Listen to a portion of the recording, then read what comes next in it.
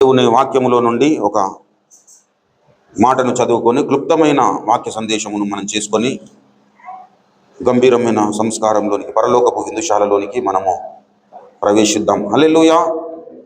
సామెతల గ్రంథము 19వ అధ్యాయము. సొలొమోను రచించిన సామెతలు 19వ అధ్యాయము 16వ వచనము చదువుతున్నాను, దయచేసి చిత్తగించండి. ఆజ్ఞను గైకొనువాడు తన్ను కాపాడుకునివాడు, తన ప్రవర్తన విషయమై అజాగ్రత్తగా నుండువాడు చచ్చును. చదవబడిన ఈ యొక్క పరిశుద్ధ లేఖన భాగము ద్వారా దేవుడే మాట్లాడి తన చిత్తమును మన బ్రతుకులో నెరవేర్చునుగాక. ఆమెన్. ప్రార్థన చేసుకుందాం పిల్లరా. ప్రేమ కలిగిన మా ప్రియ పరలోకపు తండ్రి, జీవము కలిగిన మా మిక్కిలి గొప్ప దైవమా, దిగి రండి ప్రభువా, మాతో మీరు మాట్లాడండి. చదవబడిన ఈ యొక్క పరిశుద్ధ లేఖన భాగమును బట్టి మీకు వేలాది వందనాలు, కృతజ్ఞతాస్తుతులు, స్తోత్రములు ప్రభువా. చదవబడిన ఈ యొక్క పరిశుద్ధ లేఖన భాగము ద్వారా నాతో మీరు మాట్లాడండి. కన్న తండ్రి, నిలబడిన నీ యొక్క దీన సేవకుడు కేవలము వాడి నిష్ప్రయోజకుడే. ఇక్కడ ఉంటున్న నీ యొక్క పరిశుద్ధ బిడ్డలందరిలోకెల్లా మిక్కిలి చిన్నవాడు, అయోగ్యుడు ప్రభువా, నిష్ప్రయోజకుడే ప్రభువా. నీ దాసుని నీ యొక్క శిలువ రక్తముతో బాగుగా కడిగి పరిశుద్ధపరిచి పవిత్రీకరించి శుద్ధునిగా చేసి నీ దాసుని నోట నీ యొక్క మాటలు ఉంచి నీ చేతి నీడలో కప్పుకొని నీ యొక్క పరిశుద్ధాత్మ అభిషేకము చేత నీ దాసుని అభిషేకించుకొని నాతో మా అందరితో ప్రభు మీరు తేటగా మాట్లాడండి. పల్లకి మమ్మల్ని సిద్ధపరచండి, యోగ్యులనుగా నిలబెట్టండి. కన్న తండ్రి, నీకు 104 స్తోత్రములు, స్తుతులు ప్రభువా. నాయన, ఇంతవరకు నేను పాడి పొగడి స్తుతించి ఆరాధించి మయంపరచడానికి మీరు ఇచ్చిన ధన్యతను బట్టి నీకు 104 స్తోత్రములు ప్రభువా. ఇప్పుడు మీరు మాట్లాడుతుంటుండగా వినుబుద్ధి, వినగల చెవి, గ్రహించే మంచి మనసును, లోబడగలిగిన జీవితంలో మా అందరికీ అనుగ్రహించి నడిపించి మహిమనందుమని అలాగున చేస్తున్నందుకు నీకు స్తోత్రం చెల్లించుకుంటూ యేసు పరిశుద్ధ నామములో ప్రార్థిస్తున్నాను తండ్రి. ఆమేన్, ఆమేన్. దేవునికి స్తోత్రం. హల్లెలూయా, హల్లెలూయా. ప్రభువునందు నాకు అత్యంత ప్రియులారా, చేరవచ్చిన మీ అందరికీ మన ప్రభువును రక్షకుడునైన యేసుక్రీస్తు వారి శుభ దైవనామమున వందనాలు, శుభాలు, దైవాశీస్సులు తెలియజేస్తా ఉన్నాను. చదవబడిన ఈ యొక్క పరిశుద్ధ లేఖన భాగములో సొలొమోను భక్తుని ద్వారా పరిశుద్ధ ఆత్మదేవుడు ఈ మాటలు రాయిస్తా ఉన్నాడు.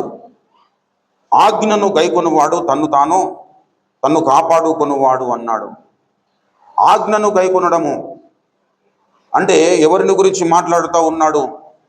బయట సమాజము గురించి మాట్లాడట్లేదు పిల్లరా. చదవబడిన ఈ మాట రక్షణ పొందిన విశ్వాసికి తగినది. ఆజ్ఞను అనుసరించడము అనే ప్రక్రియ విశ్వాసి చేయగలిగిన ఒక ప్రక్రియ, విశ్వాసి చేయవలసిన ఒక ప్రక్రియ. ఆజ్ఞను గైకొనడము అనే విషయము అందరూ చేపట్టవలసినది మరి కాదు పిల్లరా. అందరూ చేపట్టాలని ఆశ ఉంటుంది, కానీ ఎవరైతే చేపడతారో వారు తన్ను కాపాడుకుని వాడుగా ఉంటాడట. మనము కాపాడబడాలి అనే ఆశ అందరికీ ఉంటుంది. నేను కాపాడబడాలన్న ఆశ ఎవరికి ఉండదు? అందరికీ ఉంటుంది. యేసులో ఉన్నవాళ్ళు నాకు కాపుదల అవసరం అనుకుంటారు.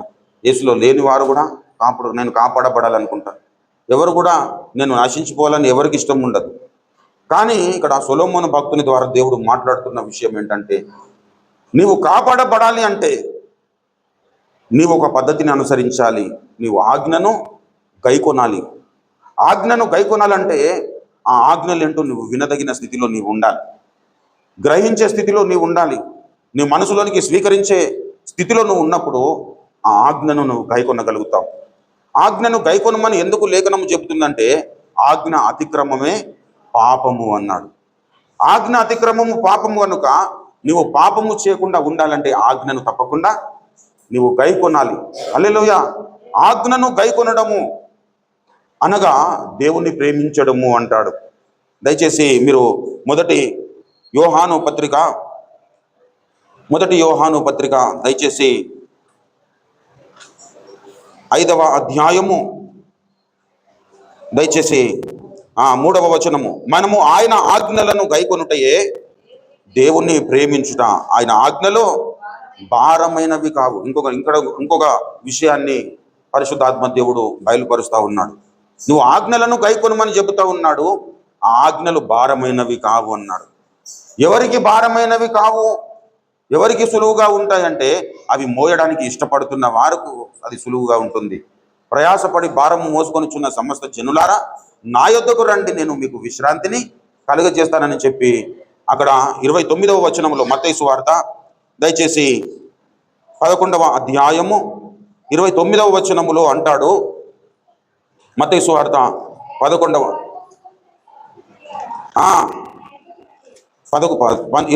వచనం చదవమ్మా.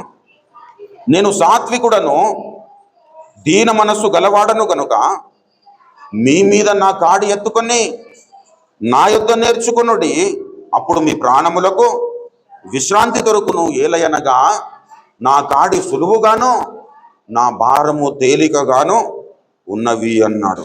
ఎవరికి తేలికగా ఉంటుందంటే, ప్రయాసపడి భారం మోసుకున్న సమస్త జనులారా నా యొద్దకు రండి అని పిలిచి ఆ పిలుపునకు లోబడిన వారికి దేవుడు యొక్క ఆయన ఆజ్ఞలు భారమైనవిగా ఉండవు. ఆయన కాడి సులువుగా ఉంటుంది, తేలికగా ఉంటుంది. పిల్లల ఇప్పుడు పిలుస్తున్నప్పుడు రాని వాళ్ళు ఉంటారు చూడు, పిలుస్తున్నప్పుడు రాని వాళ్లకు ఆయన కాడి బరువుగా ఉంటుంది. పిల్లల ఆయన ఆజ్ఞలు బరువుగా ఉంటాయి, కానీ లేఖనం ఏమి చెబుతున్నది? ఆయన ఆజ్ఞలు భారమైనవి కావు అంటున్నాడు. అంటే అనుసరించడానికి అవకాశం ఉన్న స్థితిలో ఆయన ఆజ్ఞలు ఉన్నాయని అర్థం. కానీ ఆదాము పిల్లలముగా ఎప్పుడైతే తినకూడదన్న పండు తిన్నాడు ఆదాము, అప్పుడు దేవునికి అవిధేయుడైపోయినాడు. అంతకుముందు దేవుని ఆజ్ఞలు ఆదాముకు సులువుగా ఉన్నాయి, ఆదాము పిల్లలకు కూడా సులువుగా ఉండేవి. కానీ ఎప్పుడైతే తినకూడదన్న పండు తిన్నాడో అప్పుడు స్వచితం అనేది బయటకు వచ్చేసింది, స్వబుద్ధి అనేది బయటకు వచ్చేసింది. నీ స్వబుద్ధి ఎప్పుడైతే బయటకు వస్తుందో అప్పుడు ఆయన ఆజ్ఞలను అనుసరించడానికి నీ మనసు ఒప్పుకోదు పిల్ల, నీ శరీరము సహకరించదు. నీవు ఆయన ఆజ్ఞలను గైకొనాలంటే నీ స్వబుద్ధి నీలో ఉండకుండా నీవు జాగ్రత్తగా చూసుకోవాలి. నీ స్వబుద్ధి ఉన్నంత కాలము నువ్వు దేవుని ఆజ్ఞలను ధిక్కరిస్తూ ఉంటాం. అనుకుంటాం నేను దేవుని ఆజ్ఞలను అనుసరిస్తున్నానని అనుకుంటాం, కానీ ఏవి అనుసరిస్తాం తెలుసా? మనకు ఏవైతే అనుకూలంగా ఉంటాయో వాటిని అనుసరిస్తాం, ఏవైతే మనకు గాయము కలుగజేయవో వాటిని అనుసరిస్తాము. కానీ ఎవరైతే దేవుని కాడిని ఇష్టపూర్వకంగా మోయాలని ఇష్టపడతారో, దేవుని ఆజ్ఞలను, దేవుని నిజంగా నేను ప్రేమించాలని ఇష్టపడతారో ఆయన గద్దింపు కొరకు కనిపెట్టుకుంటారు. హల్లెలూయా! ఆయన గద్దింపు కొరకు ఆశిస్తారు. ప్రభునందు ప్రియులారా, ఆయనలో శ్రమపడడం ఇష్టపడతారు. పిల్లరా, నేను దావీదు భక్తుడు అంటాడు, శ్రమ పడక మునుపు నేను త్రోవ విడిచి తిరిగి తిని, ఇప్పుడు నేను నీ సేవకురాలి కుమారుడను, నన్ను వెదకి పట్టుకున్నాము. ఎందుకనగా నేను నీ ఆజ్ఞలను మరచివాడను కాను అంటాడు. చూడండి మీరు దయచేసి 119వ కీర్తన చివరి వచనంలో, తప్పిపోయిన గొర్రె వలె నేను త్రోవ విడిచి తిని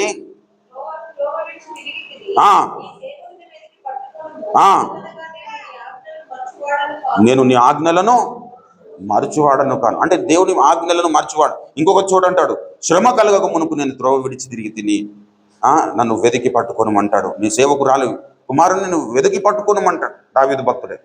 ప్రభునందు ప్రియులారా, దావీదు భక్తుడు త్రోవ విడిచి తిరుగుతున్న పరిస్థితుల్లో ఉన్నాడు. గొర్రె వల్లే, ఎలా అన్నాడు? గొర్రె వల్లే నేను త్రోవ విడిచి తిరిగి తిని నీ సేవకుని వెదకి పట్టుకొనము. ఎందుకు అనగా నేను నీ ఆజ్ఞలను మరచువాడను కాను అంటున్నాడు. దేవుని ఆజ్ఞలను ఎవరైతే మరి అనుసరించడానికి ఇష్టపడతారో వారు దారి తొలగిన ఆ దారిలోకి తిరిగి మరలా రాగలుగుతారు. పిల్లలు హల్లెలూయా! దారి తొలగడం అనేది సర్వసాధారణ విషయము. అదేదో నేను తొలగను కదా అని అనుకోవడానికి వీలేదు. పిల్లలు మహా భక్తులైన వారు దారి తొలగిపోయినారు, దారి తప్పి తిరిగినారు. పిల్లలు తప్పిపోయిన గొర్రె వలె అని దావీదు భక్తుడు అంటే, దావీదు భక్తుడు ఒక ఆషామాషి వ్యక్తి, బాల్యము నుండి దేవుని చేత ఉపదేశింపబడిన వ్యక్తి, బాల్యము నుండి దేవుణ్ణి ఆశ్రయముగా ఎంచుకున్నటువంటి వ్యక్తి, బాల్యము నుండి దేవుని చేత బోధింపబడిన విషయాలను సమాజానికి తెలియజేసిన వ్యక్తి, దేవుని హృదయానుసారుడుగా పిలువబడిన వ్యక్తి, దేవుని చిత్తము కొరకు సంకల్పించిన వ్యక్తి, దేవుని ఉద్దేశ సఫలత కొరకు తన ప్రాణమునైనను ఇవ్వడానికి ఇష్టపడిన వ్యక్తి. ప్రభునందు ప్రియులారా, అటువంటి వ్యక్తి ఇప్పుడు ఏమంటున్నాడు? తప్పిపోయిన గొర్రె వలె నేను త్రోవ విడిచి తిరిగి తిని అన్నాడు. తప్పిపోయిన గొర్రె వలె ఎందుకంటున్నాడు అంటే కొన్నిసార్లు మనము ఎంత జాగ్రత్తగా ఉన్నా మనము కొన్నిసార్లు తప్పుటడుగు లేసే ప్రమాదం ఉన్నది పిల్ల. కాబట్టి నీవు దేవుని ఆజ్ఞలను గైకొనడానికి నువ్వు సిద్ధంగా ఉండు. దేవుని ఆజ్ఞలను గైకొనవాడు తన్ను కాపాడుకొనివాడు అన్నాడు. దేవుని ఆజ్ఞలను ఎప్పుడైతే మనం గైకొంటామో ఆ ఆజ్ఞలు మనల్ని ఏం చేస్తాయంటే మనల్ని కాపాడుతూ ఉంటాయి పిల్లలు. మనం తప్పిపోయినా కానీ దేవుని సన్నిధానికి మరలా తోడుకొని వస్తాయి. మనము బలహీనంగా ఉంటే బలపరుస్తాయి. దేవుని యొక్క ఆజ్ఞలు మనల్ని శక్తిమంతులనుగా చేస్తాయి, మనల్ని బలవంతులనుగా తయారు చేస్తాయి పిల్లరా. ఎందుకంటే దేవుని ప్రేమించిన ఏ వ్యక్తి కూడా బలహీనుడుగా ఉండడు పిల్లరా. ఆయనను ప్రేమించిన అనగా ఆయన ఆజ్ఞలను గైకొనుటయే అన్నాడు. దేవుని ప్రేమిస్తున్న వ్యక్తి భౌతికంగా బలహీనంగా కనిపిస్తుండొచ్చు కొంతమంది, కానీ ఆత్మలో తీవ్రత కలిగిన వారై ఉంటారు పిల్లరా. స్టెఫెను ఆత్మలో తీవ్రత కలిగిన వాడై ఉన్నాడు. యోహాను మండుచు ప్రకాశించిన దీపముగా ఉన్నాడు, అగ్ని జ్వాలగా మండుచు ప్రకాశించాడు పిల్లరా. ఎలా జరిగింది అంటే దేవుని అనుసరించారు, దేవుని గైకొన్నారు, దేవుని ఆజ్ఞలను గైకొన్నారు. దేవుని ఆజ్ఞలను గైకొనమని ఎందుకు చెబుతా ఉన్నాడంటే దేవుని ఆజ్ఞలు ధిక్కరించడానికి అనేకమైన పరిస్థితులు లోకంలో ఉన్నాయి. అందుకే ఏమన్నాడు, ఆజ్ఞ అతిక్రమమే పాపము. ఇప్పుడు రక్షింపబడిన మనము ఎవరి సొత్తు అయి ఉన్నాము? దేవునికి సొత్తు అయి ఉన్నాము, దేవుని ప్రజలమై ఉన్నాము. ఇప్పుడు దేవుని ప్రజలు దేవుడు మన యందు ఆనందించాలంటే, దేవుని ప్రజల యందు ఆనందించాలంటే వారిలో ఏం కోరుకుంటాడు దేవుడు?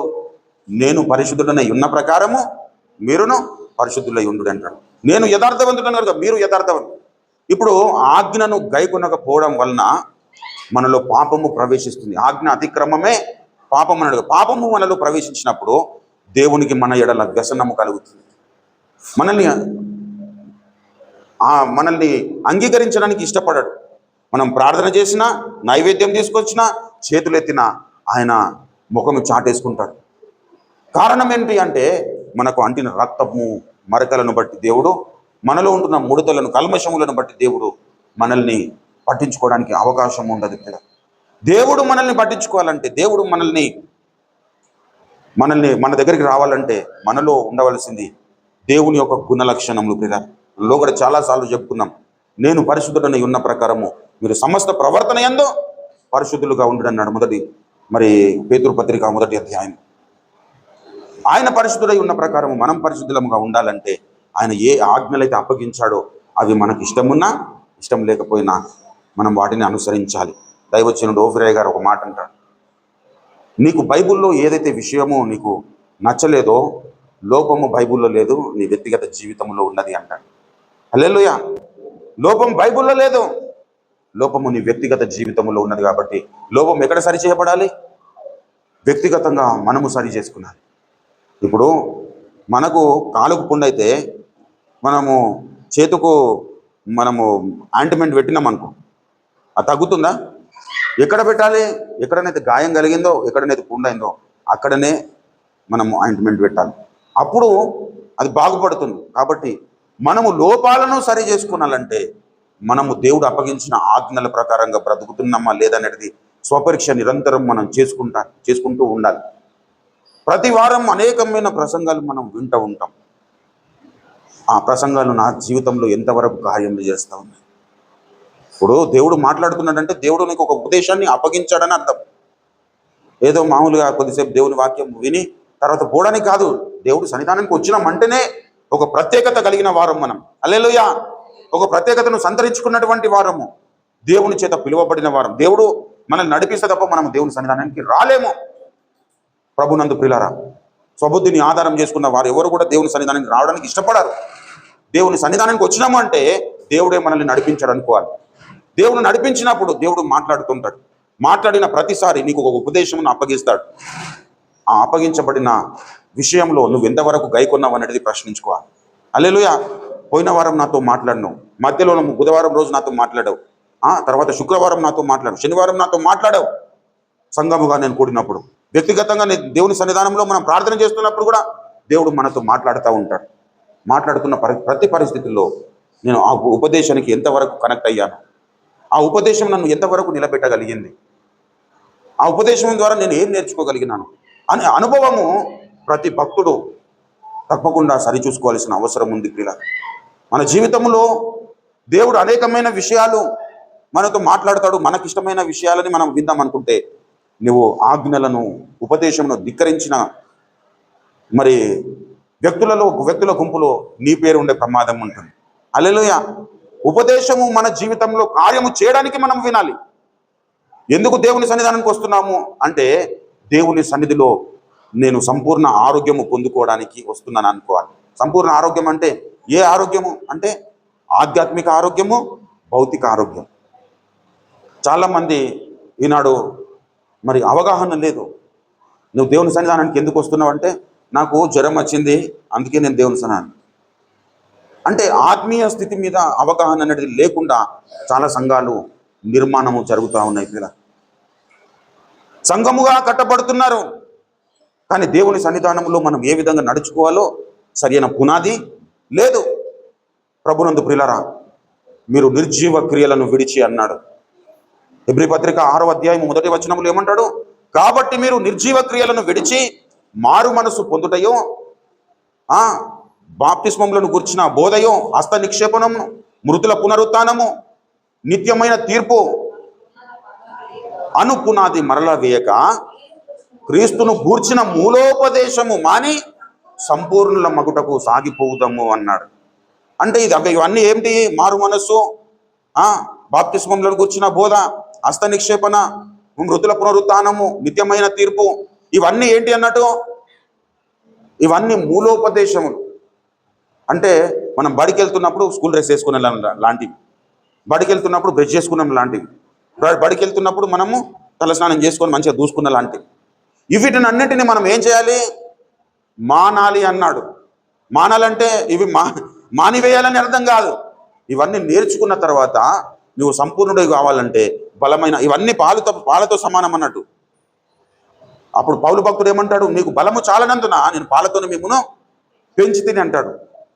ఇప్పుడు బలమైన ఆహారం మనం భుజించాలంటే సంపూర్ణ సిద్ధి మీద మనము దృష్టి కేంద్రీకరించాలి. సంపూర్ణ సిద్ధి మీద మనం దృష్టి కేంద్రీకరించాలి అంటే దేవుని ఆజ్ఞలను మనము గైకొనే వారముగా మనం ఉండాలి.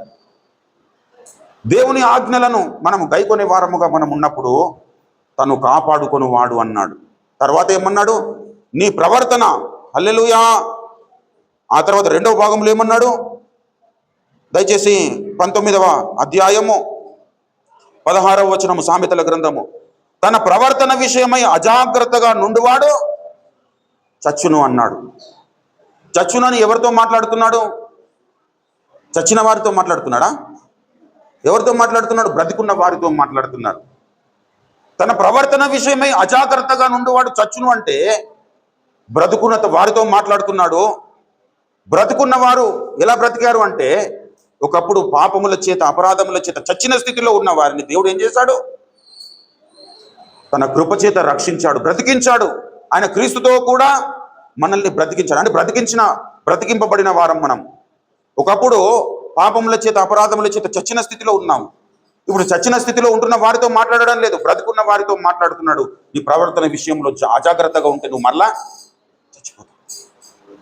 దేవుడు మనల్ని సృష్టి ఆరంభంలో సృష్టి చేస్తున్నప్పుడు దేవుని ఆలోచన ప్రపంచంలో మనిషి చావాలని లేదు పిల్లరా.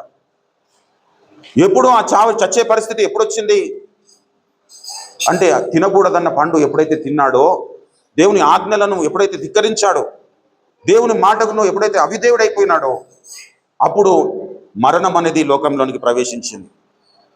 అయితే మరణములో ఉంటున్న వారిని జీవంలోనికి నడిపించడానికి నజరేయుడైన యేసుక్రీస్తు ప్రభువారు ఈ లోకానికి వచ్చాడు. సిలువలో బలి అయినాడు. 30 సంవత్సరాలు ఈ లోకములో మనుష్య రీతిగా బ్రతికినాడు. బ్రతికి 33.5 సంవత్సరాలు లోకంలో బ్రతికి దైవ చిత్తానుసారంగా నడుచుకొని మనల్ని మరణము నుండి విడిపించడానికి ఆయన సిలువలో మరణమై తిరిగి లేచాడు. హల్లెలూయా. ఆయన యందు ఎవరైతే విశ్వాసం ఉంచుతారో వారు మరణమును గెలవడానికి అవకాశం.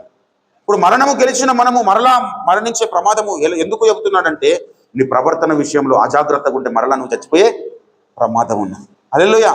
కాబట్టి ప్రవర్తన చాలా ఇంపార్టెంట్. దైవ చిత్తానుసారమైన మనసు కలిగినటువంటి దావీదు భక్తుడు దైవ చిత్తానుసారమైన ప్రవర్తన కొరకు దేవుణ్ణి అడిగాడు. దేవా, నీ చిత్తానుసారమైన ప్రవర్తన నాకు దయచేయమన్నాడు. 143వ సంకీర్తన 10వ వచనంలో మనం చూసినట్టయితే ఆ మాట రాయబడి ఉన్నది. దేవుడు మరణం నుండి మనల్ని విడిపించాడు. ఓ పాట భక్తుడు పాట రాశాడు. మరణపు కోటలో మరణమే సమస్యను, మరణమే సమస్యను, ధరణిలో జీవిత భయములు దీరెను, భయములు దీరెను, మరణములో సహజయములు నావే, మరణములో సహజయములు నావే, జయమని పాడెదను, నా విజయము పాడెదను, నా విజయము పాడెదను. జయ హే జయ హే జయ హే జయ హే జయ జయ దేవసుతా, జయ జయ విజయ సుతా, జయ హే జయ హే జయ హే జయ హే. హల్లెలూయా. ధరణిలో జీవిత భయములు తీరను. ఎలా తీరినాయి? మరణపు కోటలో మరణమును ఒక వ్యక్తి బంధించి వేశాడు. మరణమును తీసుకుపోయి మరణానికి అప్పగించాడు. మరణపు కోటలో మరణమే సమస్యను, ధరణిలో జీవిత భయములు తీరను. ప్రతివానికి మరణం అనే సమస్య ఉన్నది ప్రియులారా. నేను ఎప్పుడు చేస్తాను అనే భయం అనేది ప్రతి ఒక్కరికి ఉన్నది. ఆ సమస్య నుండి విడుదల కలగచేయడానికి యేసయ్య ఈ లోకానికి వచ్చాడు. మరణమును తీసుకుపోయేసి బంధించి వేశాడు. ధరణిలో జీవితం అంటే మన జీవితాలకు భయములు తీర్చివేశాడు. ఆయన యందు విశ్వాసముంచు వాడు ఏం చేస్తాడో, చనిపోయినను మరలా బ్రతుకును అన్నాడు. ప్రభునందు ప్రియులారా, ఆయన యందు విశ్వాసం ఉంచాలి. ఆయన యందు విశ్వాసం ఉంచుతున్నటువంటి మనము మన ప్రవర్తనను నిరంతరము మనము జ్ఞాపకము చేసుకోవాలి. నేను నిజంగా బాగానే నడుచుకుంటున్నానా? ఇప్పుడు మన దగ్గర బైక్ ఉందనుకోండి, మన దగ్గర లేదంటే కారు ఉందనుకోండి, మనం ఏం చేస్తాం? అది బాగా నడుస్తుందా లేదనేది మనం సర్వీసింగ్ పాయింట్ దగ్గర తీసుకుపోయేసి ఏం చేస్తాం? దాన్ని సర్వీసింగ్ చేసుకుంటాం. అట్లనే అది ఎప్పుడో ఒకసారి చేపిస్తాము. కానీ మన దైనందిన జీవితంలో ప్రతిరోజు మన ప్రవర్తన సరిగ్గా ఉందా లేదనేది మనము సరి చేసుకోవాల్సిన అవసరం ఉంది. మన ప్రవర్తన సరిగ్గా లేకపోతే ప్రభునందు ప్రియులారా, నువ్వు ఎంత జ్ఞానవంతుడివైనా దేవుడు నిన్ను లెక్క చేయడు. నువ్వు ఎంత శక్తిమంతుడివైనా దేవుడు లెక్క చేయడు. నువ్వు ప్రవర్తన సరిగ్గా ఉంటే నువ్వు ఎంత బలహీనుడివైనా దేవుడు నిన్ను వాడుకుంటాడు. దేవుని చేతిలో పాత్రగా వాడుకుంటాడు. హల్లెలూయా. ప్రభునందు ప్రియులారా, దేవుని చేతిలో ఒక ఆయుధముగా నువ్వు తయారు కావాలంటే నీ ప్రవర్తన జాగ్రత్తగా ఉండాలి. హల్లెలూయా. యవన కాలం మందు పుట్టిన కుమారులు బలవంతుని చేతిలో బాణముల వంటి వారు అన్నాడు. యవన కాలం అంటే ఆ వచనాన్ని చాలా మంది ఏం చేస్తారంటే, మరి ఇద్దరు భార్యాభర్తలు యవన కాలంలో ఉన్నప్పుడు మరి వారు కుమార్తెలను కంటే వారు దేవుని చేతిలో బలమైన ఆయుధంలో. అట్లా కాదు పిల్లరా. యవన కాలం మందు పుట్టిన కుమారులనగా మనము యవన కాలంలో ఉంటున్నప్పుడు క్రీస్తులో తిరిగి జన్మిస్తే అప్పుడు మనము బలవంతుని చేతిలో బాణముల వంటిగా వారుగా తయారవుతారు. కొంతమంది సీనియర్ మోస్ట్ విశ్వాసులు మరి అంటే కాలానుకూలంగా పెరగని వారు కొంతమంది సంఘాలలో ఉంటారు. పిల్లలు ప్రతి సంఘములో ఉంటారు. వారు యవన ప్రారంభంలో ఉంటున్న విశ్వాసులను అంతగా ఎంకరేజ్ చేయరు, డిస్కరేజ్ చేస్తూ ఉంటారు. అరే ఇప్పుడే ఎందుకు రక్షణ అంటారు. 40-50 సంవత్సరాలు బోధలు విన్నాడు కానీ వీళ్ళ ద్వారా ఏం జరగలేదు. కానీ వాళ్ళు ఏం చెప్తారంటే, ఒక కొత్తగా నూతన జన్మ అనుభవంలోనికి వస్తున్న వ్యక్తి ఇప్పుడే అవసరం అని అంటారు. ఇంకా టైం ఉందిలే అంటారు. ఇంకా చిన్నోనివే కదా అంటారు. అలా అడ్డగిస్తుంటారు. ఎందుకంటే దేవుని కార్యముల విషయంలో సరైన అవగాహన అనేది వారి జీవితంలో సంభవించలేదు. కాలమును బట్టి చూస్తే మీరు బోధకులుగా ఉండవలసిన వారై ఉండగా అంటాడు. అంటే కాలానుకూలంగా ఎవరైతే దేవుని వాక్యమును అనుసరిస్తూ ఉంటారో వారు తప్పకుండా బోధకులుగా తయారైపోతారు. హల్లెలూయా. ఈ బోధకుడుగా తయారు కాని విషయంలో లోపం ఎక్కడ ఉందని అర్థము? ఉపదేశంలో లోపం లేదు, వింటున్న వ్యక్తిలో లోపం ఉన్నది. అనేక ప్రసంగాలు వింటున్నారు, కానీ దేవుని యొక్క గుణలక్షణములను సంతరించుకోలేకపోయారు. దేవుని యొక్క స్వభావం ఇంకా రాలేదు. కాబట్టి ఏం చేస్తారు అంటే నూతనంగా రక్షణలోనికి వస్తున్న వారిని అడ్డగిస్తూ ఉంటారు. అరే, నేను రక్షణ పొందిన 50 సంవత్సరాలు నేనేం చేయలేను, నువ్వేం చేస్తావు అంటారు. ప్రభునందు ప్రియమైన దేవుని బిడ్డల, సేవలో ఆటంకాలు ఉంటాయి. వాడు మొన్ననే రక్షణ పొంది ఇప్పుడే అభిషేకం తీసుకొని ఏం సేవ చేస్తారు? వాడు సరిగ్గా చదువుకోలేడు, వాడేం చేస్తాడంటారు కొంతమంది. ప్రభునందు ప్రియులారా, ఆత్మ ఎవరి మీదకైతే దిగి వస్తుందో వారిని దేవుడు నిలబెట్టుకొని వాడుకుంటాడు. హల్లెలూయా. నువ్వు ఎంత చదువుకున్నావు, ఎంత జ్ఞానం ఉంది, ఎంత పర్ఫెక్ట్గా నువ్వు మాట్లాడుతున్నావు అనే దాని మీద బేస్ అయి ఉండదు. దయచేసి ఎహెచ్కేలు ప్రవచన గ్రంథము దయచేసి చూడండి. మొదటి అధ్యాయం చివరి వచనములో అంటాడు, వర్షకాలము కనబడు ఇంద్రధనస్సు యొక్క తేజస్సు వలె దాని చుట్టూ నున్న తేజస్సు కనబడెను. ఇది యెహోవా ప్రభావ స్వరూప దర్శనము. నేను చూచి సాగిలపడగా నాతో మాట్లాడు ఒకటి స్వరము నాకు వినబడెను. నాతో మాట్లాడుకుంటున్నటువంటి స్వరము నేను విన్నాను. అతని స్వరూప దర్శనము ఎలా ఉందో చెబుతూ ఆ 2వ అధ్యాయం 1వ వచనములో అంటాడు, నరపుత్రుడా, నీవు చక్కగా నిలువబడుము, నేను నీతో మాట్లాడవలెను అని ఆయన నాతో మాట్లాడినప్పుడు ఆత్మ నాలోనికి వచ్చి నన్ను నిలవబెట్టను. మొట్టమొదటిగా ఏమన్నాడు? నిలవబడమన్నాడు. ఆ నిలబడుతున్నప్పుడు ఎవరు నిలబెట్టారు? ఆత్మ మరి నిలబడమని ఎందుకు చెప్పింది? ఇప్పుడు పరిశుద్ధాత్మ దేవుడు వచ్చేసి, నరపుత్రుడా, నేను నీతో మాట్లాడవలెను, నువ్వు లేచి నిలవబడు అన్నప్పుడు నిలబడకుండానా లేదా? అంత ఆత్రం ఎందుకు? అంటే నిలబడడానికి ఇష్టపడుతున్న వాడు నిలిచి ఉండడానికి శక్తి చాలదు ప్రియులారా. ఇది గమనించాలి. నేను నిలబడాలనుకుంటున్నాను, కానీ నిలబడడానికి నాకు శక్తి చాలదు. దేవుడు నిలబెడితే తప్ప నేను నిలబడలేను. హల్లెలూయా. ఆ అనుభవంలోనికి ఎవరైతే వస్తారో వారిని దేవుడు నిలబెట్టుకుంటాడు, వాడుకుంటాడు. హల్లెలూయా. అందరితోనూ మాట్లాడతాడు. చాలా మంది ఏం చేస్తారో చూడండి. దయచేసి 3వ అధ్యాయం చివరి వచనము చూడండి.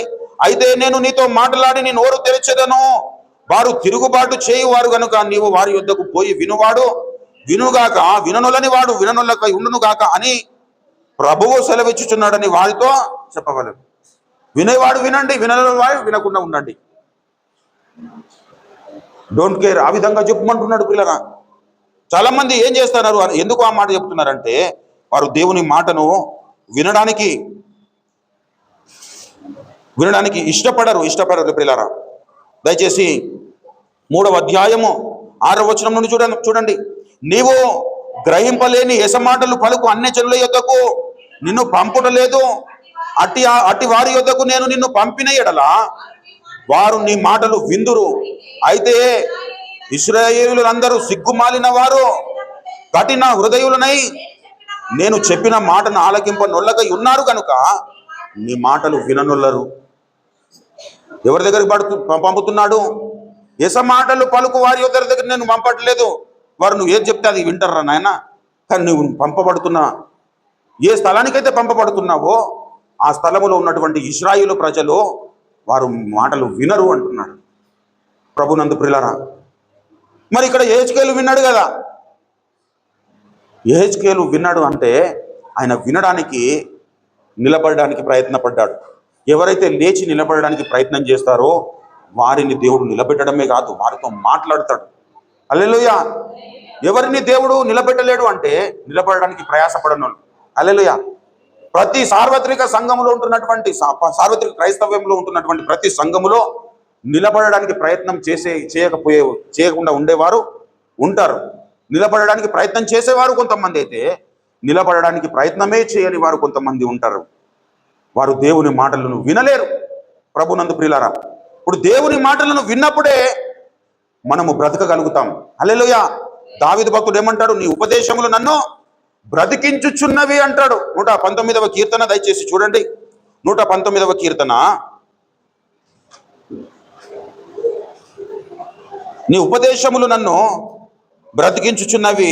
దయచేసి 92 నుంచి చదవండి. నీ ధర్మశాస్త్రము నాకు సంతోషమియ్యని ఎడల నా శ్రమయందు నేను నశించి ఉందును, నీ ఉపదేశము వలన నీవు నన్ను బ్రతికించితివి. నువ్వు ఉపదేశము వలన నేను బ్రతికించితివి అన్నాడు. మరి ఆడికి ఊకుండా లేదా? ఉపదేశం వల్ల బ్రతికినాను అని అనుకుని అక్కడికి ఉండకుండా మళ్ళీ 94లో ఏమంటాడు? నీ ఉపదేశంలో నేను వెతుకుతున్నాను. అంటే ఒకసారి బ్రతికింపబడిన నేను అదే కంటిన్యూస్గా ఉండాలి అంటే నేను ఇంకా నీ ఉపదేశమును పొందుకుంటూ ఉండాలి. హల్లెలూయా. ప్రభునందు ప్రియమైన దేవుని బిడ్డలారా, ఆదాము పిల్లలమైన మనమందరము దేవుని ఆజ్ఞలు అనుసరించడానికి మనకు శక్తి చాలదు పిల్లరా. కానీ ఎవరైతే దేవుని కొరకు ఎదురు చూసే అనుభవములు ఉంటారో వారు నూతన బలము పొందుకుంటారు. యెహోవా కొరకు ఎదురు చూచేవారు నూతన బలము పొందుకుంటారు. అంటే పాత బలము పనిచేయదు కాబట్టి కొత్త బలం పొందుకుంటారు. ఆ బలము దేవుని నుండి పొందుకుంటారు కాబట్టి వాళ్ళు ఏం చేస్తారంటే ఆజ్ఞను అనుసరించగలుగుతారు. హల్లెలూయా. ఆజ్ఞలు అనుసరించగలుగుతారు, ప్రవర్తనను జాగ్రత్తగా చూసుకొనగలుగుతారు.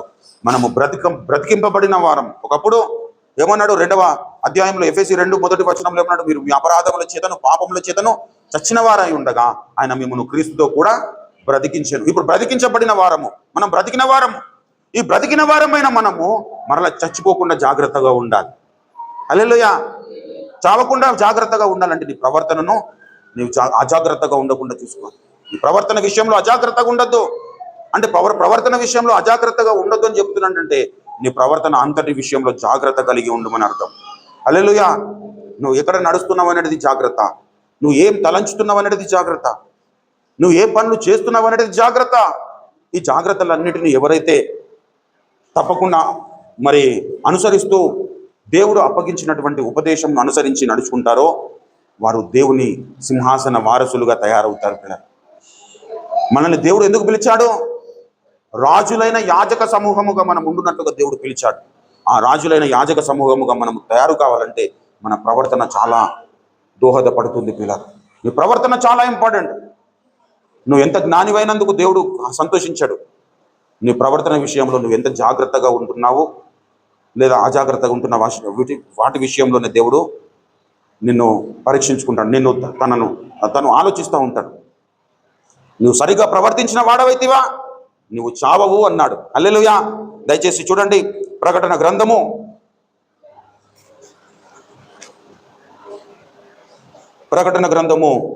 దయచేసి చావనై ఉన్న నీ మిగతా క్రియలను బలపరచుము అంటాడు.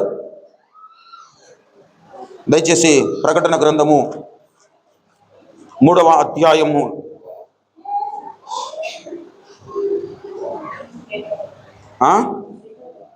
చదవండి 2వ వచనము. 1వ వచనం నుంచి చదవండి. సార్దీస్లో ఉన్న సంఘపు దూతకు ఇలాగూ వ్రాయము, 7 నక్షత్రములను దేవుని 7 ఆత్మలను గలవాడు చెప్పు సంగతులు ఏమనగా, నీ క్రియలను నేను ఎరుగుదును. ఏమనగా జీవించుచున్న పేరు మాత్రము నీకున్నది గాని నీవు మృతుడవే. నీ క్రియలు నా దేవుని ఎదుట సంపూర్ణమైనవిగా నాకు కనబడలేదు కనుక జాగరూకుడవై చావనై ఉన్న మిగిలిన వాటిని బలపరచు. నువ్వు జీవించున్న పేరు మాత్రం నీకున్నది కానీ నీవు మృతుడవి అన్నాడు. నీ క్రియలను నేను ఎరుగుదునంటే నీ ప్రవర్తన నేను ఎరుగుదును అంటున్నాడు. సార్దీస్లో ఉన్నటువంటి సంఘంతో మాట్లాడుతూ ఏమన్నాడు? నీ ప్రవర్తన నేను ఎరుగుదును. నువ్వు అనుకుంటున్నావు నేను జీవించుచున్నానని, కానీ నీవు మృతుడవే అన్నాడు. ఆ తర్వాత ఏమన్నాడు? నీ క్రియలు అంటే నీ ప్రవర్తన నా దేవుని ఎదుట సరి అయినదిగా లేదు కనుక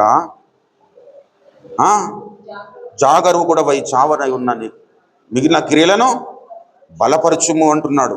ప్రభునందు ప్రియమైన దేవుని బిడ్డలారా, మనము చచ్చిన స్థితిలోనికి చచ్చిన స్థితిలో ఒకప్పుడు ఉన్నాము. ఇప్పుడు బ్రతికింపబడిన వారు మన ప్రవర్తన విషయంలో అజాగ్రత్తగా ఉంటే మరలా మనం చచ్చే అనుభవంలోనికి వెళ్తాం. హల్లెలూయా. ఈ మాటనే మరి పౌలు భక్తుడు కోట్ చేస్తూ మరి 5వ అధ్యాయము గలతీ పత్రిక 5వ అధ్యాయం 1వ వచనములో అంటాడు, ఈ స్వాతంత్రము అనుగ్రహించి క్రీస్తు మనలను స్వతంత్రులుగా చేసి ఉన్నాడు కాబట్టి మీరు స్థిరముగా నిలిచి మరలా దాస్యమాను కాడి క్రింద మరలా చిక్కుకొనకూడి అంటున్నాడు. అంటే ఒకప్పుడు చిక్కుకున్నాము, పాపముల చేత ఉన్నప్పుడు, అపరాధముల చేత మనము చచ్చిన స్థితిలో ఉన్నప్పుడు దేవునికి శత్రువులం అయిపోయాము. మనలో జీవము లేదు.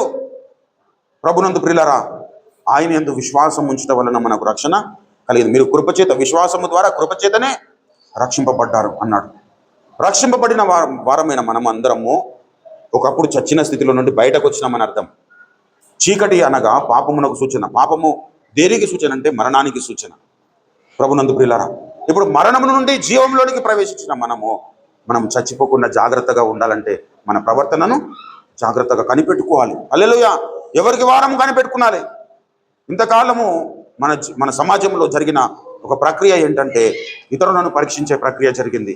కానీ ఇది కోతకాలము, ఇది అంత్య దినములలో మనం ఉన్నాము, కడవరి కాలము కనుక ఎవరికి వారు స్వపరీక్ష చేసుకునే కాలములోనికి మనం ప్రవేశించాం. హల్లెలూయా. ఒకప్పుడు పలానా వాళ్ళు ఇలా, పలానా వాళ్ళు అలా, పలానా వాళ్ళు ఇట్లా ఇట్లా చాలా అనుకున్నాం, చాలా చేశాం.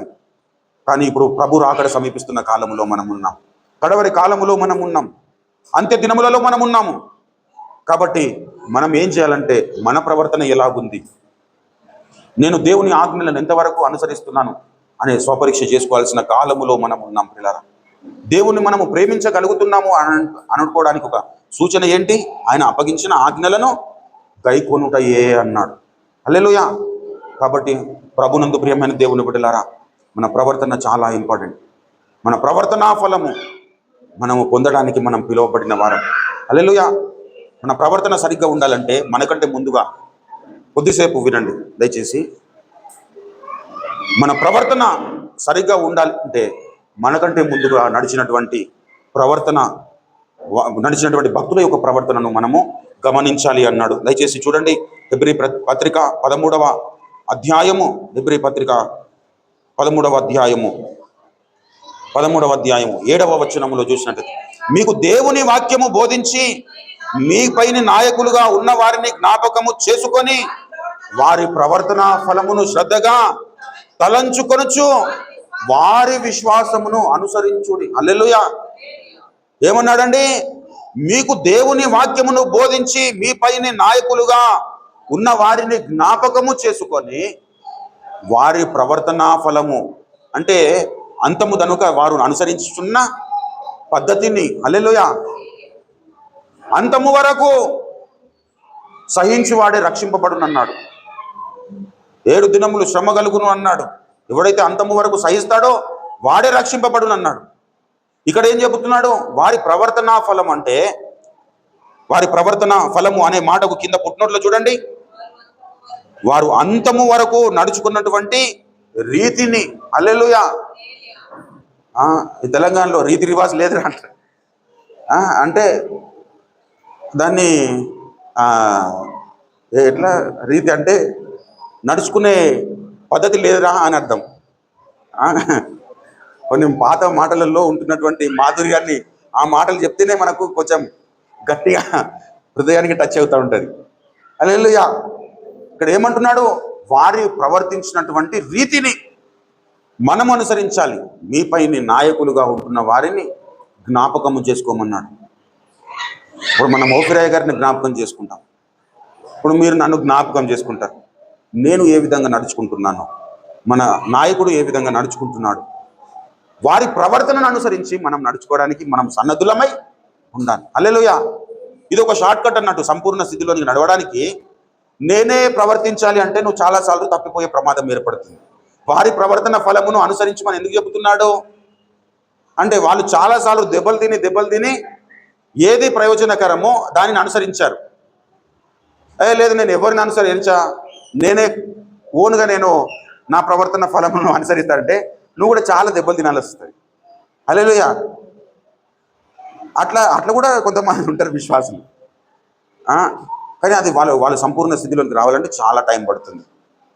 దేవుడు ఉపదేశిస్తున్న ఉపదేశ క్రమము ఏంటంటే, మీకు దేవుని వాక్యమును బోధిస్తున్న వ్యక్తి ఎవరైతే ఉంటారో, మీపైన నాయకులుగా నియమింపబడిన వ్యక్తులు ఎవరైతే ఉంటారో వారు నడుచుకుంటున్న ప్రవర్తనను జాగ్రత్తగా పరిశీలన చేయాలి. నీ ఆలోచన ప్రకారంగా చేయొద్దు, నువ్వు దెబ్బైపోతావు. అంటే మనకు నచ్చని విషయాలు ఇతరులలో చాలా కనపడతాయి. నాకు నచ్చట్లేదు కాబట్టి వాడు దొంగ, నాకు నచ్చట్లేదు కాబట్టి వాడు సరైన వాడు కాదు అని అనుకునే పరిస్థితి మానవులలో ఉంటుంది. కానీ దైవిక కోణములో మనం ఆలోచించాలి. హల్లెలూయా. దైవిక కోణములో మనం ఆలోచన చేసినప్పుడు తప్పకుండా మనపైన నాయకులుగా ఉంటున్న వారిని మనము గౌరవించగలుగుతాము. వారి ప్రవర్తన ఫలమును మనం అనుసరించగలుగుతాం. వారి ప్రవర్తన ఫలమును ఎందుకు అనుసరించమంటున్నాడంటే, నువ్వు ఎప్పుడైతే వారి ప్రవర్తన ఫలమును అనుసరించగలుగుతావో అప్పుడు నీ జీవితంలో ఒక గొప్ప మార్పు అనేది దేవుడు కలగజేస్తాడు పిల్లలు. నువ్వు కలిగి జీవించడానికి అవకాశము లభిస్తుంది. వారి విశ్వాసమును అనుసరించుడన్నాడు. ప్రవర్తన ఫలము వారు ఎటువంటి విశ్వాసమును కనపరిచారో అటువంటి విశ్వాసం. ఇప్పుడు అబ్రహామును గురించి మాట్లాడుకుంటాం. అబ్రహాము గురించి ఆయనలో నుండి మనము ఎటువంటి విశ్వాసమును అనుసరించాలి అంటే నిరీక్షణకు ఆధారము లేని పరిస్థితుల్లో అబ్రహాము నిరీక్షణ కలిగి దేవుని నమ్మినాడు. ప్రభునందు పిల్లలు, అటువంటి విశ్వాసము మనము అబ్రహాము నుండి మనం నేర్చుకోవాలి. హల్లెలూయా.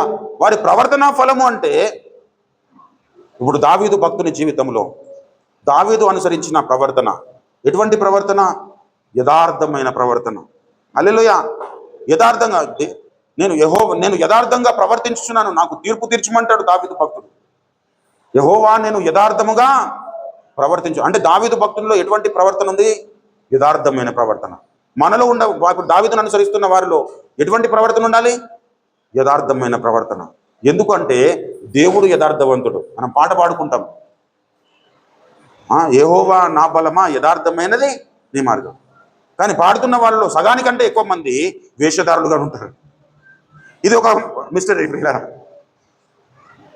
యథార్థత లేదు, కానీ నీవు యథార్థవంతుడని పాట పాడుతున్నావు. పాడేం లాభం? ప్రభునందు ప్రియులారా, మనము యథార్థవంతులముగా తయారుగా. దావీదు భక్తుడు నేను యథార్థంగా ప్రవర్తించుచున్నాను, నాకు తీర్పు తీర్చుము అంటున్నాడంటే నేను యథార్థ మార్గములో నడుచుకుంటున్నప్పుడు నా ప్రవర్తన యథార్థంగా ఉందా లేదనంటే ఆయన జాగ్రత్తగా చూసుకున్నాడు. హల్లెలూయా. కాబట్టి నీ ప్రవర్తన విషయంలో అజాగ్రత్తగా ఉండొద్దు. మన ప్రవర్తన విషయంలో అజాగ్రత్తగా ఉంటే మనం చచ్చే స్థితిలో ఉంటాం. జీవించున్న పేరు మాత్రం నీకున్నది, కానీ నీవు మృతుడవి అనే స్థితిలో మనం ఉంటాం పిల్లరా. కానీ ఎప్పుడైతే జాగ్రత్త కలిగి ఉంటావో, నీ ప్రవర్తన విషయంలో ఎప్పుడైతే జాగ్రత్త కలిగి ఉంటావో అప్పుడు నువ్వు పాట పాడగలుగుతావు. ఏమని? యెహోవా నా బలమా యథార్థమైనది నీ మార్గం, పరిపూర్ణమైనది నీ మార్గం. యెహోవా నా దీపమును వెలిగించువాడు, నా చీకటిని వెలుగుగా చేయును. నా దీపమును వెలిగించువాడు, నా చీకటిని వెలుగుగా చేయును. జలరాశుల నుండి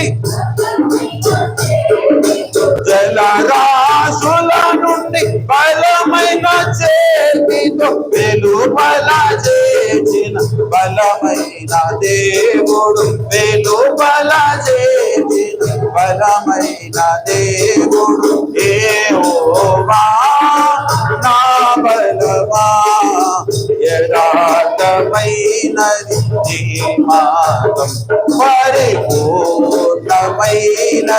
నీ మార్గం. యెహోవా నా కాళ్ళను కాళ్ళుగా చేసి ఎత్తైన స్థలములో శక్తితో నిలిపి, నా కాళ్ళను ఎత్తైన స్థలములో శక్తితో నిలిపి, రక్షణ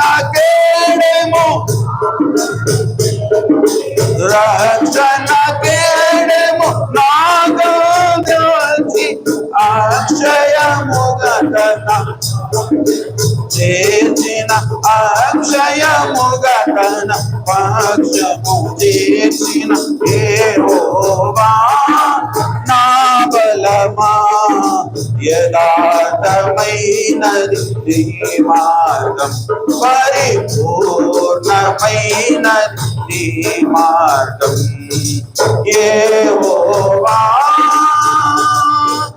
యెహోవా జీవము గల దేవ, బహుగా స్తుతులకు అర్హుడవీవే. యెహోవా జీవము గల దేవా,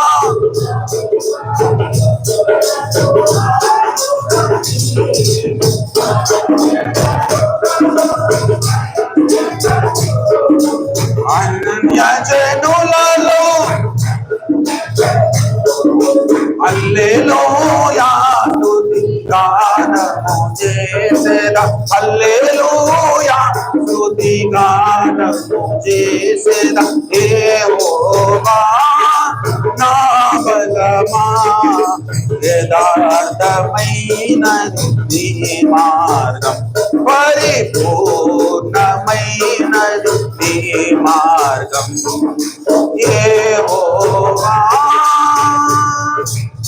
హల్లెలూయా. ప్రభునందు ప్రియులారా, అన్య జనులలో ధన్యత చూపుచు యెహోవా జీవము గల దేవా బహుగా స్తుతులకు అర్హుడ నీవు. ఆయన ఏం చేస్తాడు? అన్య జనులలో ధన్యత చూపుతాడట. ఏ ధన్యత? జీవం అనే ధన్యత. హల్లెలూయా.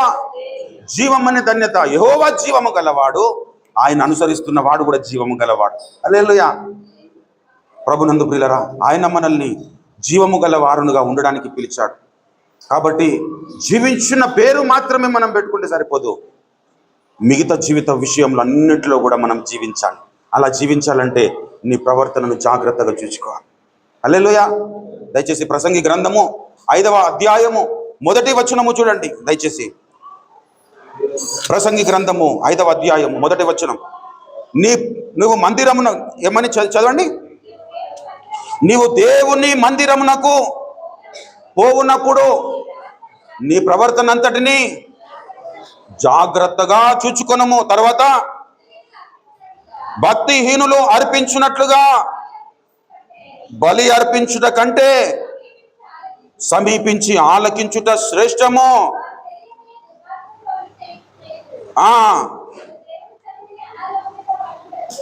నీవు దేవుని సన్నిధిని అనాలోచితముగా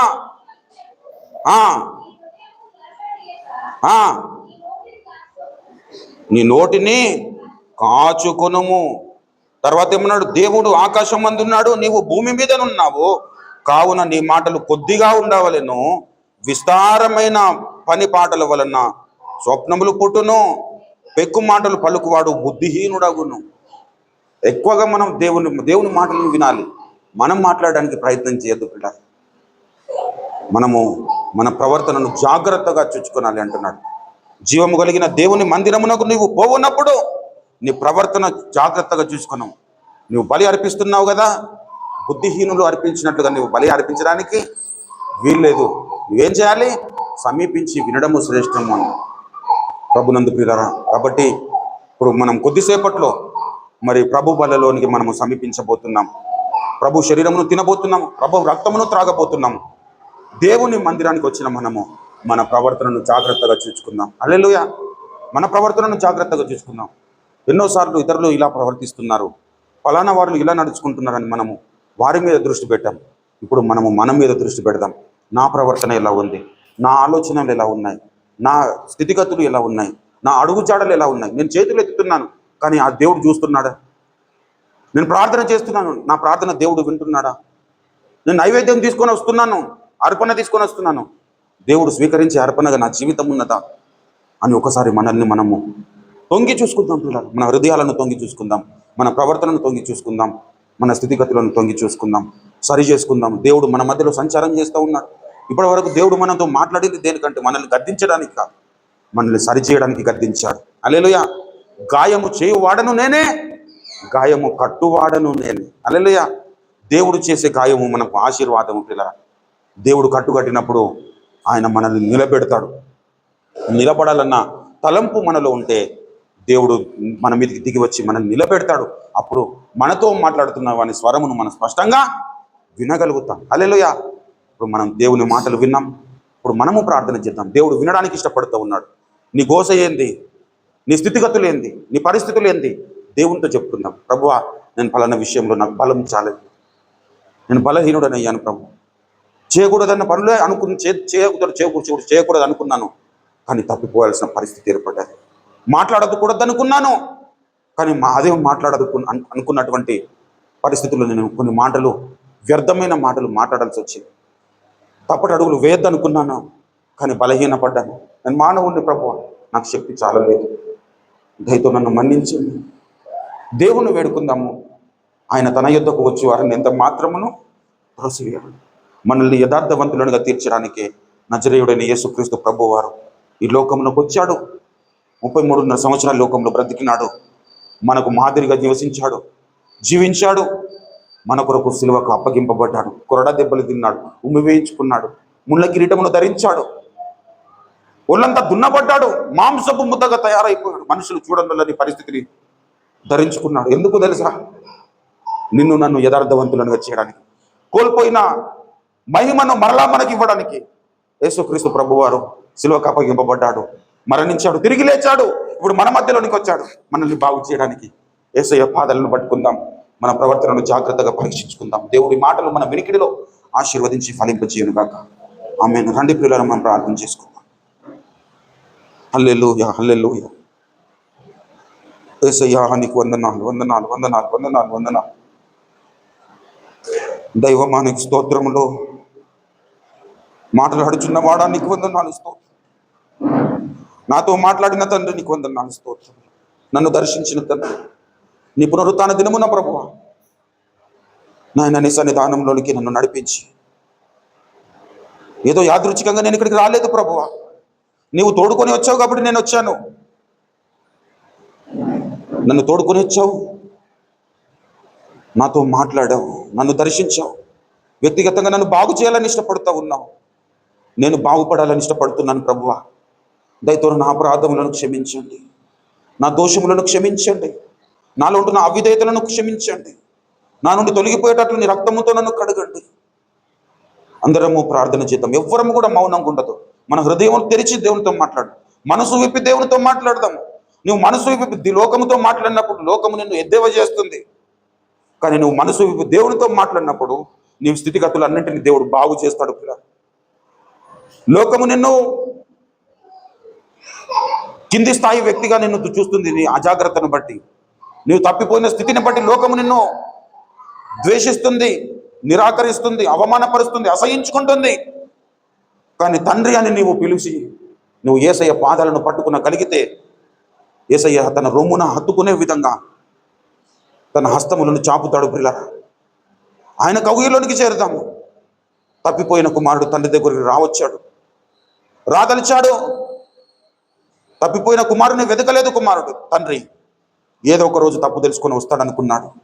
కుమారుడు రావడానికి ఇష్టపడ్డాడు. ఇంకా తండ్రి దగ్గరికి సమీపించాడు, ఇంకా దగ్గరికి రాలేదు. దూరంగా ఉన్నప్పుడే తండ్రి పరిగెత్తుకొని వెళ్ళాడు. నువ్వు మారు మనసు పొందాలన్న తృష్ణ నీలో ఉంటే మారు మనసు నీకు ఇవ్వడానికి దేవుడు నీ దగ్గరికి పరిగెత్తుకొని వస్తాడు. నీ గాయములు కట్టబడడానికి నీకు ఆలోచన ఉంది. నువ్వు దేవుని వైపు తిరగలిగితే నీ గాయములు కట్టడానికి దేవుడు ఇష్టపడతా ఉన్నాడు. నీ స్థితిగతులను మార్చడానికి దేవుడు సన్నద్ధుడు. ప్రియులారా, నీ స్థితిగతులు మార్చుకోవడానికి నీవు ఇష్టపడుతున్నావా? నీ ప్రవర్తనను మార్చుకోవడానికి నీవు ఇష్టపడుతున్నావా? ఒకసారి మనల్ని మనము స్వపరీక్ష చేసుకుందాం. నీ ప్రవర్తన అంతటి మీద దేవుని అధికారంలో ఒప్పుకుందాం. మన ప్రవర్తన అంతటి మీద దేవుని అధికారంలో ఒప్పుకుందాం. అయ్యా నడిపించయ్యా, నేను నడిచాను కానీ నా నడకల దోషాలు ఉన్నాయి ప్రభు. నీవు నడిపిస్తే నేను నా లోపములు సరి చేయబడతాయి.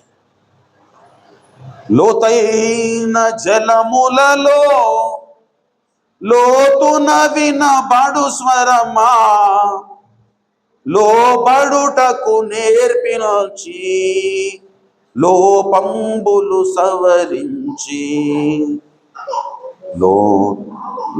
లోనైవులలో లోటైన నా బ్రతుకు లోపించని అర్పణగా లోకేశ చేయుమయా. నడిపించు నానావా ప్రభు మార్గము విడచితిని, ప్రార్థించుట మానితిని, ప్రభు వాక్యము వదలితిని, పరమార్థము విడచితిని. ప్రపంచ నటనలలో ప్రావీణ్యమును పొంది ఫలహీనుడనై ఇప్పుడు పాటింతు నీ మాట. యేసయ్యా నన్ను మన్నించండి. నా స్వశక్తి మీద ఆధారపడి నీకు యోగ్యునిగా నేను జీవించలేనన్న విషయం నాకు అర్థమైంది ప్రభువా. దయతో నన్ను క్షమించండి, నీ రక్తముతో నన్ను కడగండి.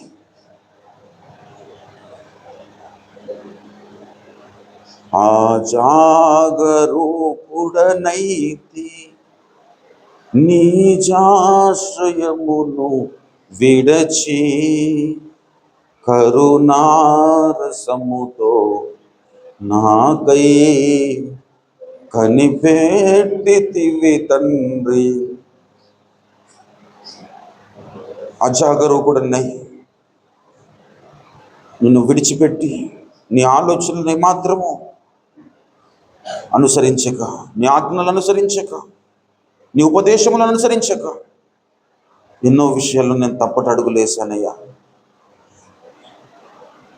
నిజాశ్రయమైన నిన్ను విడిచి నిజము కాని ఆశ్రయములను అనేకం పోగు చేసుకున్నాను. ఫలహీనుడనైపోయాను ప్రభు. ఆనాటి ఇశ్రాయేలు లాగా నేను ప్రవర్తించాను. నీ మాటను వినడానికి ఆనాటి ఇశ్రాయేలులు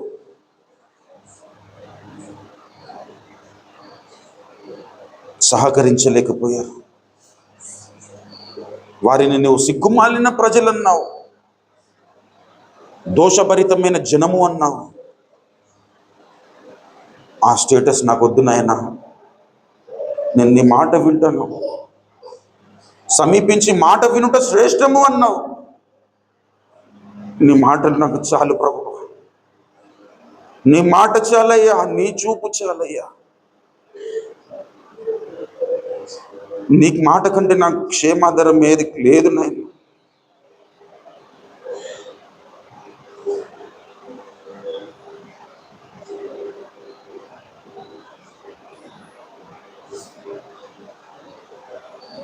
యేసయ్యా నన్ను క్షమించి, ఎవరికి వారము స్వపరీక్ష చేసుకుందాం పిల్లలు. ఇది స్వపరీక్ష సమయము. మన ప్రవర్తనను మనము జాగ్రత్తగా చూచుకునే సమయము. మనము చావాలన్నా బ్రతకాలన్నా, బ్రతికున్నమ్మా చచ్చినమ్మా అని సరి చూసుకునే సమయం. నువ్వు చచ్చిన స్థితిలో నీ ప్రవర్తన ఉంటే నీ ప్రవర్తనను బ్రతికించడానికి యేసయ్య మన మధ్యలో సంచారం చేస్తాం. ఆయన పాదాలను పట్టుకుందాం. యాకోబులముగా ఉన్నాను మనము ఇశ్రాయేలుగా మార్పు చెందుదాం. ఆయన మార్చడానికి సమర్థుడు. మారను మధురముగా మారుస్తాడు. మోసగాడిని దేవునికి ఇష్టడైన ప్రజలుగా తెస్తాడు.